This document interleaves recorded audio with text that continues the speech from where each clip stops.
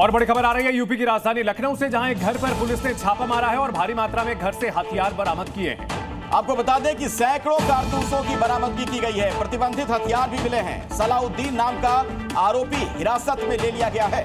मलिहाबाद में पुलिस की बड़ी कार्रवाई, कई थानों के पुलिस सर्च ऑपरेशन में शामिल रही है और इसकी तस्वीरें भी दिखाई पड़ रही हैं। सलाउद्दीन नाम के अपराधी के घर से कारतूस और प्रतिबंधित हथियार बरामद किए गए हैं। यूपी की राजधानी लखनऊ से ये बड़ी खबर आ रही है। तो मलिहाबाद में पुलिस ने बड़ी कार्रवाई की है। कई थानों की पुलिस इसमें शामिल है।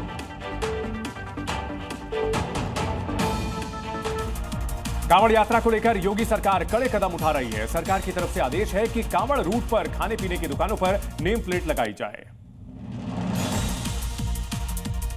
कांवड़ यात्रा के दौरान शिव भक्तों की भावनाओं का पूरा सम्मान हो, इसका योगी सरकार भी काफी ख्याल रख रही है। यही वजह है कि कांवड़ रूट पर खाने पीने की दुकानों के लिए सीएम योगी ने सख्त आदेश जारी किए हैं। दुकानदारों को अपनी दुकानों पर नेम प्लेट लगाने को कहा गया है। साथ ही दुकानों में बिक रहे सामान की रेट लिस्ट भी लगाने को कहा है। वहीं जी न्यूज ने जब दिल्ली मेरठ कांवड़ रूट पर पड़ने वाली दुकानों की पड़ताल की तो कई खाने पीने की दुकानों पर नाम के बोर्ड लगे हुए थे, जबकि कुछ दुकानों पर नेम प्लेट नहीं थी। वहीं स्थानीय लोग भी सरकार के इस फैसले से सहमत दिखे। लोगों का कहना है कि कांवड़ यात्रा के दौरान शिव भक्तों की आस्था खंडित नहीं होनी चाहिए। पर एक और कांवड़ यात्रा को लेकर जोर शोर से तैयारियां की जा रही हैं। वहीं दूसरी ओर सावन महीने को लेकर संत समाज ने एक बड़ी मांग कर डाली है। संत ये चाहते हैं कि कांवड़ रूट पर पूरे सावन मांस मदिरा की बिक्री प्रतिबंधित रहे, जिसे लेकर उत्तर प्रदेश के मुख्यमंत्री सीएम योगी से संतों ने विशेष आग्रह किया है। यूपी समेत देश के कई राज्यों में कांवड़ यात्राएं निकलती हैं, लेकिन सीएम योगी से संत समाज को कुछ ज्यादा ही उम्मीदें हैं। एक तो वो खुद भी इसी समाज का हिस्सा है, साथ ही महाकुंभ के दौरान वो ये नियम लागू करवा चुके हैं। कुछ संतों ने दुकानों पर दुकानदारों के नाम लिखने की भी मांग की, तो कुछ ने दूसरे धर्म के लोगों से सावन महीने की पवित्रता बनाए रखने की अपील की। अब देखते हैं संत समाज की इस अपील पर सरकार कोई एक्शन लेती है या फिर इस पर सिर्फ सियासत होती है। और बड़ी खबर आ रही है इटावा से, जहां विवाद में 19 लोग गिरफ्तार किए गए हैं। पुलिस पर लोगों ने अटैक किया था। आपको ये बता दें कि दरअसल कथावाचक विवाद में बड़ी कार्रवाई की गई है। दादरपुरा गांव में उत्पात मचाया गया था। ब्राह्मणों के गांव में घुसे थे कुछ लोग, कई गाड़ियों के शीशे तोड़ दिए गए। तो जाति विवाद को लेकर के पुलिस पर लोगों ने जो अटैक किया था, इस मामले में 19 से गिरफ्तारियां हुई हैं। इस वक्त की ये बड़ी खबर है।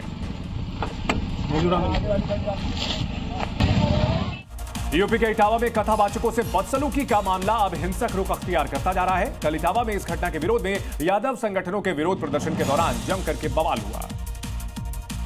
हिंसक प्रदर्शन, पुलिस की गाड़ी पर पथराव, जवाब में हवाई फायरिंग और हिरासत में लिए गए प्रदर्शनकारी, यही पूरी कहानी रही।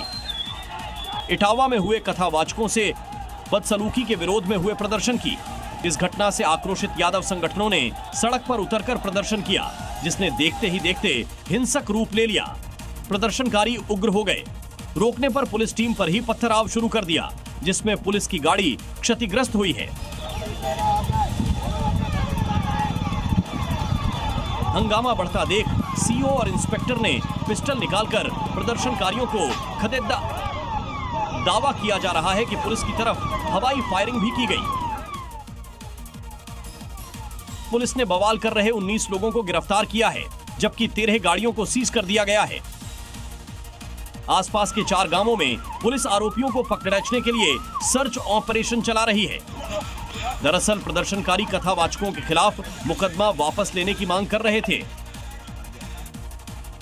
और अभी की बड़ी खबर आपको बता दें, इटावा के कथावाचकों पर एफआईआर दर्ज की गई है। धार्मिक भावना आहत करने का आरोप लगा है उन पर। फर्जी आधार कार्ड रखने का आरोप है। कथावाचकों ने लोग लगाया था पिटाई का आरोप और दूसरे पक्ष ने भी एफआईआर दर्ज कराई है। और यहां पर अब जो कथावाचक मुकुटमणि थे, उनके ऊपर भी एफआईआर की गई है और धार्मिक भावना आहत करने का आरोप लगा है। और देखिए, जो उनके अलग अलग आधार कार्ड में अलग अलग नाम देखने को मिला है, इसी को लेकर उनके खिलाफ एफआईआर की गई है।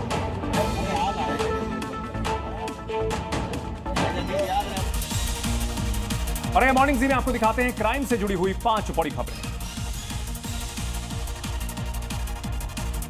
यूपी के बाराबंकी से एक हैरान करने वाला मामला सामने आया है, जहां 8 साल पहले प्रेम विवाह करने वाली महिला अब प्रेमी संग फरार हो गई। पति जब पत्नी को वापस लाने पहुंचा तो पत्नी ने पति को प्रेमी के साथ मिलकर जमकर पीटा। आपको ये बता दें कि रामकुमार मिश्र ने 8 साल पहले समाज से बगावत करके लव मैरिज की थी, लेकिन अब वही पत्नी 2 बच्चों को छोड़ प्रेमी संग भाग गई।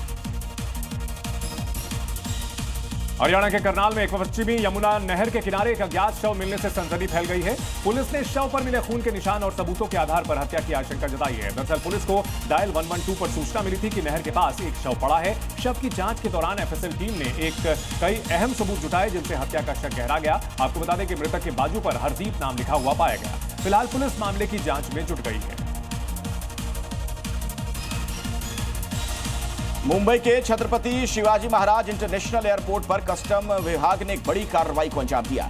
यहां पर 2 भारतीय नागरिकों को गिरफ्तार किया गया है, जिनके पास से 115 हरे इगुआना और कई दुर्लभ प्रजाति के जानवर बरामद किए गए। ये जानवर बैगेज में छिपाकर लाए गए थे। मुंबई कस्टम विभाग ने आरोपी को गिरफ्तार कर लिया है। यूपी का प्रयागराज उस समय जंग का मैदान बन गया जब एक महिला और उसके पति ने एक युवक पर बीच सड़क पर जमकर थप्पड़ बरसा है। दरअसल महिला की कार और बाइक की टक्कर के बाद दोनों के बीच विवाद हो गया। देखते ही देखते विवाद मारपीट तक जा पहुंचा, जिसके बाद दंपति ने युवक के साथ जमकर मारपीट की और किसी ने इसका वीडियो बनाकर सोशल मीडिया पर डाल दिया, जो अब तेजी से वायरल हो रहा है। गैंगस्टर लॉरेंस बिश्नोई के नाम से अजमेर के social media influencer mister Indian hacker Dilraj Singh को जान से मारने की धमकी मिली है, जिसमें उन्हें 80 लाख के बिटकॉइन की रंगदारी मांगी गई। आपको यह बता दें कि दिलराज के सोशल मीडिया के एक प्लेटफॉर्म पर 4 करोड़ से ज्यादा सब्सक्राइबर हैं, जबकि दूसरे प्लेटफॉर्म पर 5 मिलियन फॉलोअर्स हैं। फिलहाल पुलिस मामला दर्ज कर चुकी है और जांच जारी है। अब आपको यूपी के चोटी कांड से ठीक पहले का एक वीडियो दिखाते हैं। दावा यह किया जा रहा है कि जिस वक्त कथावाचक से लोग जाति पूछ रहे थे, सवाल जवाब कर रहे थे, उस वक्त वो अपनी पहचान तक नहीं बता पा रहे थे, क्योंकि चारों तरफ से लोगों ने कथावाचक को घेर रखा था। कुछ साधु संत भी वहां मौजूद थे, जो बार बार उनसे उनकी जाति पूछ रहे थे। कहीं से ये जानकारी भी मिली कि शुद्ध यादव भी नहीं है, अभी अर्जन होता होगा पहले। बैठक में मौजूद लोग बार बार कथावाचक से उनकी पहचान बताने की जिद कर रहे थे और आधार कार्ड या फिर पहचान पत्र दिखाने की बात कर रहे थे, लेकिन कथावाचक ने कुछ भी बताने से साफ मना कर दिया। सही बात तो है, पहले तो हमारी कोई जात नहीं, पहली बात समझ ले। अरे एक महात्मा स्वरूप है महात्मा स्वरूप, पहली बात तो जात नहीं हम। कथावाचक ने अपनी सफाई में हर तरह की दलील दी, लेकिन गांव वाले मानने को तैयार नहीं थे। बार बार ब्राह्मण और महात्मा होने का ढोंग करने का आरोप लगा रहे थे और फिर बात धीरे धीरे बिगड़ने लगी। लोग उठ खड़े हुए और माहौल बिगड़ने लगा। एक और